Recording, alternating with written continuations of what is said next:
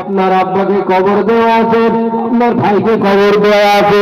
আল্লাহ নবী বলেন ওই জায়গা দাঁড়িয়ে একবার আপনি যদি লক্ষ্য করে মাকে সালাম দেন, আব্বাকে সালাম দেন, ভাইকে সালাম দেন, আমার ভাই নবী বললেন যে মানুষটা সালাম দেবে ওই কবর শুয়ে থেকে পিতা মাতা ভাই বুঝতে পেরে যাবে আমার কলিজার বাচ্চারা আমাকে সালাম দিয়েছে। সহিহ হাদিস।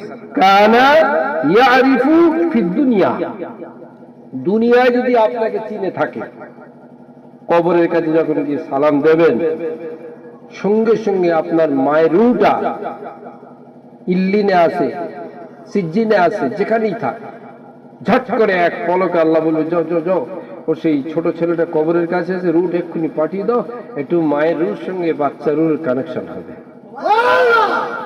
আমরা মরা গরুর মতো ফেলে দিয়ে আসি না, ফেলে দিয়ে আসি। আল্লাহ নবী দা নবী বাগলেন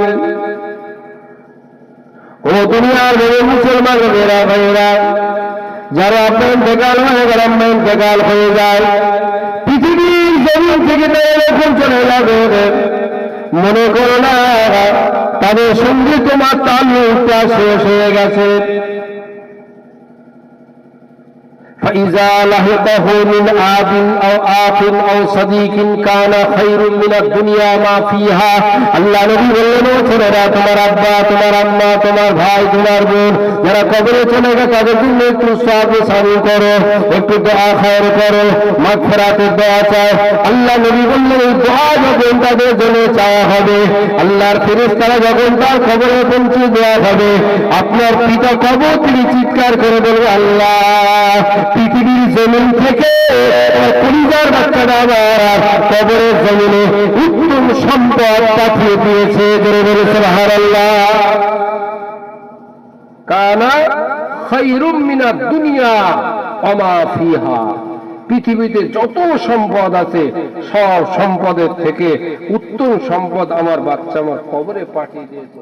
ইন্তেকাল করা মা দোয়া করবে, সেজন্য এই কাজগুলো আমরা করি, করতে হয়। তবে একটা সময় আসবে এই কাজগুলো করেও আর কিছু কাজে আসবে না। যতটুকু পারেন, যতটুকু পারি, একটা শুধু কাজ ভাই হিসেবে বলে যাই, ইন্নাল হাসানাতু ইযহিবুস সাইয়্যাত। সব সময় প্রতিনিয়ত আমাদের দ্বারা কিছু ভুল ত্রুটি হবে, স্বাভাবিক।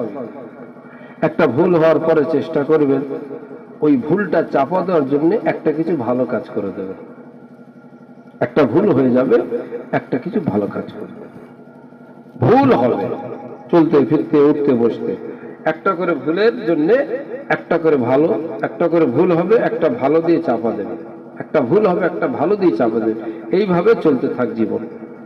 কেন আমরা কেউ ফেরেশতা নয়, গুনাহ হবে, পাপ হবে, অন্যায় হবে। ওই অন্যায়টাকে চাপা দেওয়ার জন্য আল্লাহর কাছে একটা ভালো জিনিস পেশ করবে। কেন বাদশাহ যুলকারনাইন, বাদশাহ আলেকজান্ডার পৃথিবীর মধ্যে একটা বড় বাদশাহ ছিলেন, পৃথিবীর বিশ্বের মধ্যে রাজ রাজা সৈন্য সামন্ত। ইন্তেকালের আগে 3টে ওসিয়াত করেছিল। 3টে ওসিয়াত করে যাচ্ছি, আমার মওতের পরে তোমরা পালন করবে। 1 নাম্বার ওসিয়াত,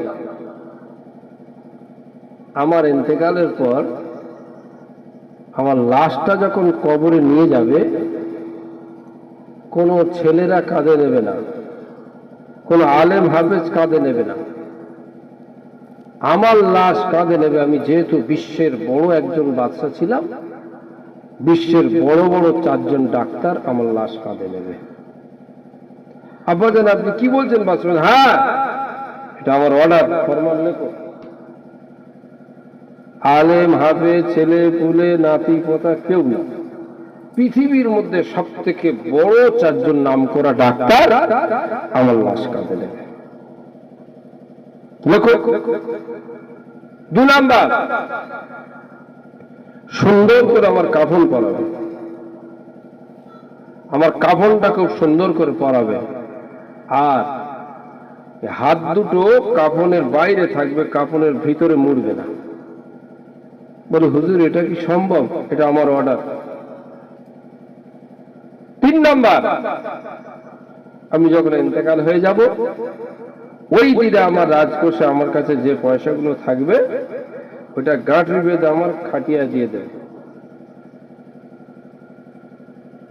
আর যেই জানাজা হয়ে যাবে ওটা ছড়িয়ে দেবে। 3টে লেখা হলো। ছেলেরা উজির নাজির বাদশার অর্ডার মানতে হবে, কিন্তু করব কি হুজুর? আপনি কি বলবেন? হ্যাঁ এই কথাই বলছি। যদি কিছু মনে না করেন জিজ্ঞাসা করব। এত ওসিয়াত থাকতে আপনি কি 3টে ওসিয়াত করলেন?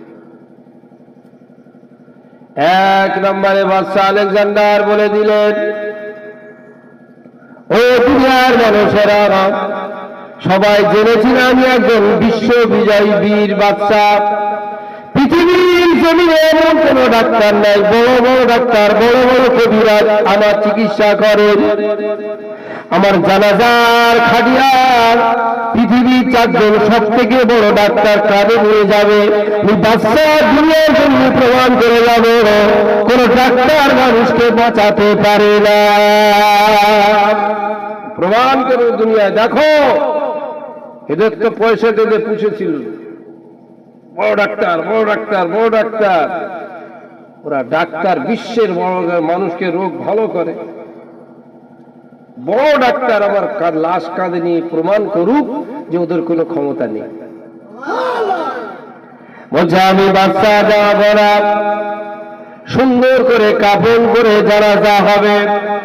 দুনিয়ার মানুষেরা আমাকে কত ভয় করেছেন, আমার রাজত্বের ভয় করেছেন, শাসনের ভয় করেছেন, অর্থের ভয় করেছেন।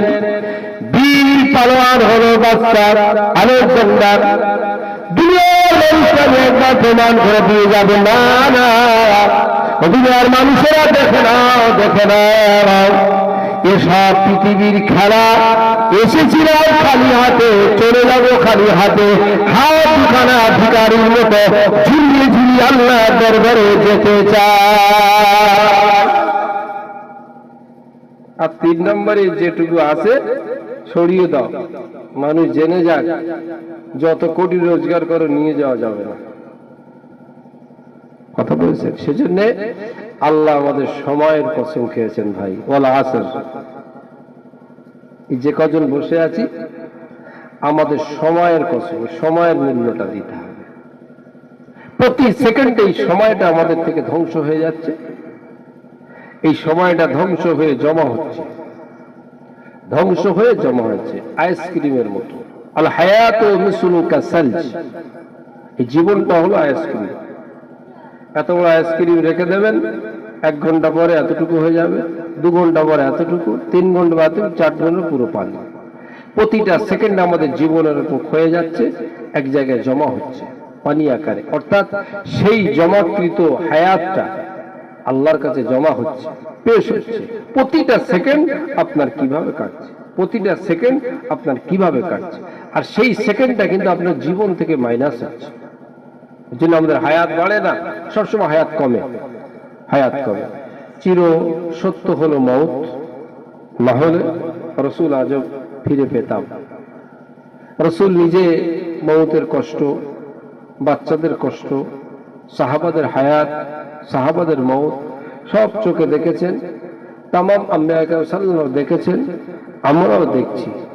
কিন্তু একটা জিনিস ভাই, সব কথার এক কথা, মান কানা ফি আখির কালামিহি লা ইলাহা ইল্লাল্লাহ বাশশিরু বিল জান্নাহ।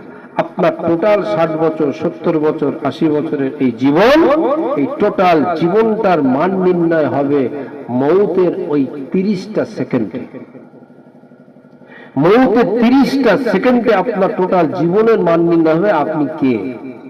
এখন আমার কিছু বুঝতে পারবেন না, আপনাদের কিছু বুঝতে পারবো না। সবটা বোঝা যাবে কখন? মউতের শেষ নিঃশ্বাসের আগে আপনার জবানে কালমাটা আসে কি না। আপনি কাজের ভিতর দিয়ে সব পারবেন, কাজের ভিতর দিয়ে সব পারবেন। কোন শরিয়াতে বলা নেই সমাজের কাজ করবেন না, কোন শরিয়াতে বলা নেই চাষবাস। সাহাবারা তো সব চাষি ছিলেন, ম্যাক্সিমাম সব সাহাবারা চাষি ছিলেন, চাষ করতেন, কোন শরিয়াতে মানা নেই। ওর ভিতর দিয়ে আল্লাহ পাওয়া যাবে। আপনারা তো জানেন হযরতে কুতুবউদ্দিন বখতিয়ার কাকি রহমাতুল্লাহ আলাইহি, হযরতে কুতুবউদ্দিন বখতিয়ার কাকি রহমাতুল্লাহ আলাইহি ইন্তেকালের আগে ওসিয়াত করেছিলেন, আমার জানাজা, আমার মওতের পরে দিল্লিতে হাজার হাজার হাজার হাজার ওলামারা আসবে, হাজার হাজার ওলামারা আসবে, কাউকে জানাজা পড়াতে বলবে না। চিশতিয়া তরিকার বাণী, চিশতিয়া তরিকার প্রবর্তক হলেন খাজা গরিব নওয়াজ, আর চিশতিয়া তরিকার প্রচারক হলেন হযরতে কুতুবউদ্দিন বখতিয়ার কাকি রহমাতুল্লাহ আলাইহি। আমার জানাজা কাউকে পড়াতে বলবেন না, আমার জানাজা সেই পড়াবে যে আমার শর্তের ভিতরে থাকবে। কি শর্ত? এক নম্বর শর্ত দিলেন, সেই আমার জানাজা পড়াবে যে ইচ্ছাকৃত কোনোদিন আসরের সুন্নত বাদ দেয়নি। ছেলে খেলা, আসরের সুন্নাত কোনোদিন বাদ দেয়নি, সে আমার জানাজা পড়াবে। যে জীবনে মিথ্যা কথা বলে না, সে আমার জানাজা পড়াবে। কুতুবউদ্দিন বখতিয়ার কাকি রহমাতুল্লাহ আলাইহি ওসিয়াত করছে, যে জীবনে কোনো মুহররমের দিকে তাকায়নি সে আমার জানাজা পড়াবে। যার জীবনে তাহাজ্জুদ কাজা নেই সে আমার জানাজা পড়াবে। কাউকে ইমামতি করতে বলবে না। ভারতবর্ষের জমিনে চিশতিয়া তরিকা আল্লাহ নবী পাকের আওলাদ হযরতে খাজা গরিব নওয়াজের এক নম্বর দামান হযরতে কুতুবউদ্দিন বখতিয়ার কাকি রহমাতুল্লাহ আলাইহি জানাজা কাতারে কাতার আলেম ওলামা হাফেজ কারি মুফতি মুহাদ্দিস হাজার হাজার ওর জানাজা নামাজি ইমামকে হবে। কাতারে কাতারে শর্ত করে দিয়েছে, দেখি কে পড়ায়, দেখি কে পড়ায়, কে পড়াবে। লাশ পচে যাবে তাও ভালো, এই শর্তটা হলে কুতুবউদ্দিনের জানাজা পড়াবে না। লাস্টে কাতারের শেষ দিয়ে লোকের সাইড করে করে করে করে করে করে এসে হুজুরের খাটিয়ার সামনে দাঁড়িয়েছে। দাঁড়িয়ে হুজুরের মুখটা কিরকম ফাঁকা করেছে, হুজুর আপনি দুনিয়া ছেড়ে পর্দা নিচ্ছেন আর আমাকে আজকের বেপর্দা করে দিয়ে গেলেন। হুজুর আপনি পর্দা নিলেন, আমাকে বেপর্দা করে দিলেন। আমি আর থাকতে পারলাম না, বাধ্য হয়ে ইমামতির কাতারে দাঁড়িয়ে গেলাম। তিনি হলেন তৎকালীন দিল্লির বাদশাহ আলতামাস। পীর সাহেব না, মুসল্লি না, হাজি সাহেব না, বিরাট বড় রাজনীতিবিদ বাদশাহ। শরিয়াতের উপরে, শরিয়াতের মাপকাঠিতে দাঁড়িয়ে ইলমে বেলায়াতের এমন একটা মাকামে পৌঁছে গেছেন, তার এই রাজত্ব চালাবার ক্ষেত্রে আল্লাহর গোলামতিতে এক মিনিট বাধা আসেনি করে বলেছে। ভেবেছেন সেই জিনিস শেষ মুহূর্তটা কঠিন। তাই রাসূল পাক সাল্লাল্লাহু আলাইহি ওয়াসাল্লাম আমাদের জন্য আল্লাহর কাছে দোয়া চেয়ে গেলেন, শেষ জামানের উম্মতের জন্য দোয়া চেয়ে গেলেন। এই রবিউল আউয়াল শরীফ বেশি বেশি করে দোয়া করুন, দরুদ পড়ুন, আল্লাহ রাসূলের হায়াতকে নিজের জীবনের সঙ্গে তৃপ্তি সহকারে পাঠ করুন। মন যখন অশান্তি আসবে কোরআন তেলাওয়াত করুন। আর এমন একটা পারিপার্শ্বিক জামানা চলেছে, যে কোনো মুহূর্তে, যে কোনো সময়ে, যে কোনো সেকেন্ডে আপনি একটা না একটা সমস্যায় জড়িয়ে যাবেন। তখন এই কোরআনের একটা আয়াতকে আপনার সম্বল করে নেবেন। ফাইন তাওয়াল্লাউ ফাকুল হাসবিয়াল্লাহ, ফাইন তাওয়াল্লাউ ফাকুল হাসবিয়াল্লাহ। ইনি মুখ আপনার থেকে ফিরিয়ে নেবে, ইনি আপনার এমপি হয়ে যাবে, উনি আপনার বিরুদ্ধে কথা বলবে, উনি আপনার পিছন থেকে সরে যাবে, উনি আপনার সাইড হয়ে যাবে। ফাকুল হাসবি আল্লাহ, যখন তোমার থেকে মুখ ফিরিয়ে নেবে তুমি বলবে আল্লাহ আমার যথেষ্ট। ফাকুল হাসবি আল্লাহু লা ইলাহা ইল্লা হুয়া আলাইহি তাওয়াক্কালতু ওয়া হুয়া রাব্বুল আরশিল আযীম। এই আরশে আযীমের রব তিনি আমার জন্য যথেষ্ট। এইটাকে বুকের ভিতরে ধরে নেন, আর প্রতিটা সেকেন্ড একটা করে বিপদ আসবে, এইটাকেও কাছে রেখে দেন, দিয়ে ধৈর্যটার পাহাড় ধারণ করে বাকি জীবনটা কাটান। আর চেষ্টা করবেন নামাজ রোজা হজ যাকাতের ভিতর দিয়েও যতটা বেশি বেশি সম্ভব, যতটা বেশি বেশি সম্ভব আমাদের বয়সে যা হয়ে গেল আমাদের এই প্রজন্মের বাচ্চাগুলোর পেটে যে খাদ্যটা দেবেন একটুখানি আপ্রাণ চেষ্টা করবেন ওই খাদ্যটা যেন হালাল হয়। আমাদের যা হয়েছে এ পাক করা খুব কঠিন, কিন্তু ওদের আত্মাগুলো এখন স্বচ্ছ, ওদের দিলটা স্বচ্ছ, ওদের মনটা স্বচ্ছ, ওদের কল্পটা এখন পবিত্র। আপনি আজ পিতা হয়ে, গার্জেন হয়ে, বাপ হয়ে, কি বড় ভাই হয়ে, কি দাদা হয়ে চেষ্টা করবেন ওই সোনামানিকদের মুখে যেটা দিচ্ছেন ওইটা যেন একটু পবিত্র হয়, তা না হলে ওই বাচ্চার টোটাল দায়ভারটা আপনার উপর এসে যাবে। এই আজকের আব্বা মায়ের মুরব্বীদের সবরেশানি, কুরু সবরেশানি বলেন, ওই সমস্ত যে মানুষগুলো কবরে চলে গেছে ওনাদের যদি আমলনামার খাতা খোলা যায়, যদি 10টা কোনো অন্যায় থাকে তার মধ্যে 6টা অন্যায় ছেলে মানুষ করার জন্যই হয়েছে।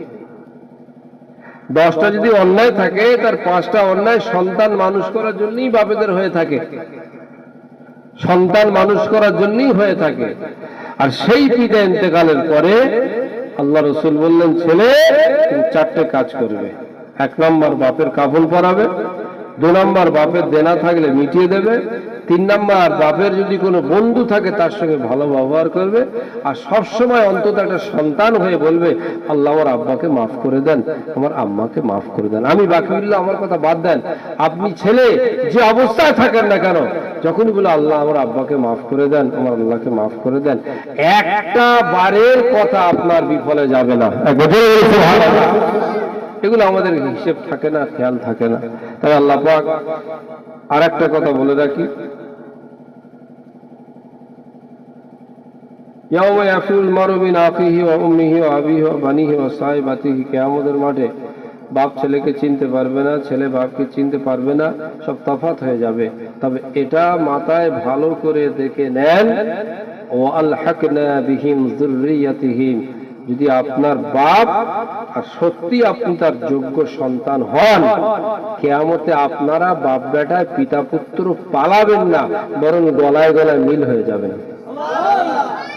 আব্বা তার সন্তানের গলায় মিলবে, মা তার বাচ্চার গলায় মিলবে, মিল করে দেবে আল্লাহ। ওয়াল হাকনা বিহিম যুররিয়াতিহিম, মরে গেছে মানে ভুলে যাবেন না, তাল্লুক রেখে দেন। মা মাই থাকবে, আব্বা আব্বাই থাকবে, এখানেও যেমন ছিল সেখানেও তেমন থাকবে ইনশাআল্লাহ। পালাবে কারা, পালাবে কারা, পালাবে কারা, পালাবে কারা, পালাবে কারা। দুধের সঙ্গে চোনা মেশানো যায় না, পানি মেশানো যায়, চোনা মেশানো যায় না। আব্বা চলে গেছেন, আপনি চলে যাবেন, কিন্তু চলে যাবেন যদি আম্মাজান মা ফাতেমা, মৌলবীদের তো সব মশলা বুঝিয়ে হয় না, আম্মাজান মা ফাতেমাকে নবীজি কানে কানে বলছেন কাঁদবি না মা, ফাতেমা কানে কানে আমি চলে যাব, কাঁদবে না, কাঁদছে। মা এসে সিদ্দিকা ফলো করছে, 6 মাস পরে তোমার সঙ্গে আমার দেখা হবে। ক মাস পরে? তো যদি দেখা হবে মানে কি যে আমি ইনাদপুরে আছি, সিংড়ারে আমি আছি, তুই আজ আমি দেখা, এরকম? নবীজি তো বিদায় নিয়েছে, নবী তো বিদায় নিয়েছে। মা ফাতেমা উপরে আছে নাকি মা ফাতেমা ভিতরে? উপরে। 6 মাস পরে দেখা হবে, তবে ইন্তেকাল পরে দেখা হয় না, হয় না? এইটাই তো মৌলবীদের বোঝানো যায় না। 6 মাস পরে তোমার সঙ্গে আমার দেখা হবে, তাহলে 6 মাস পরে কোথায় দেখা হবে?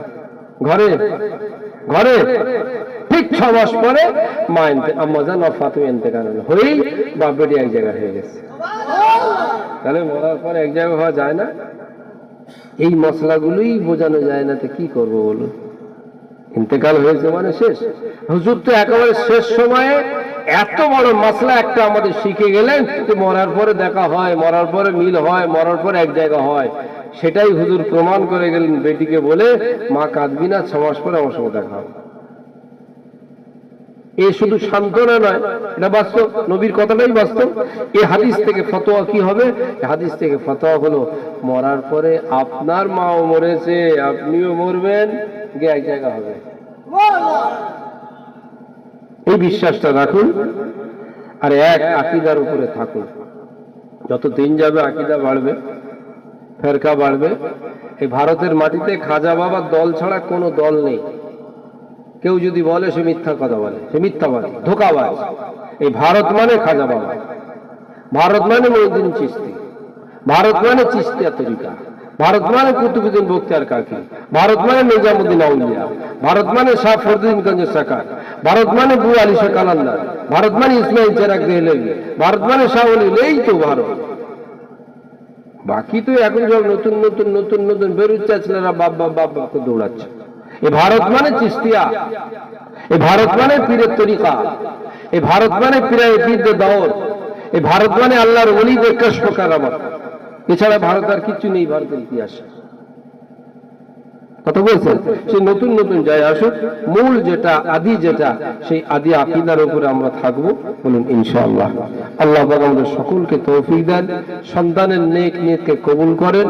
এই মাহফিলে যারা এসেছেন, আমার একটা ভাই দাওয়াত করেছেন, আপনাদের প্রত্যেকের ভিতরে যখন মা শব্দটা আসবে, যার মা নেই তার বুকটা কাঁদবে, আব্বা শব্দটা আসবে, যার আব্বা নেই তার বুকটা কাঁদবে। সেজন্য আমার ভাইরা আসেন, আমরা সকলে মহব্বতপুর সালামের নজরে পেশ করি। ইয়া নবী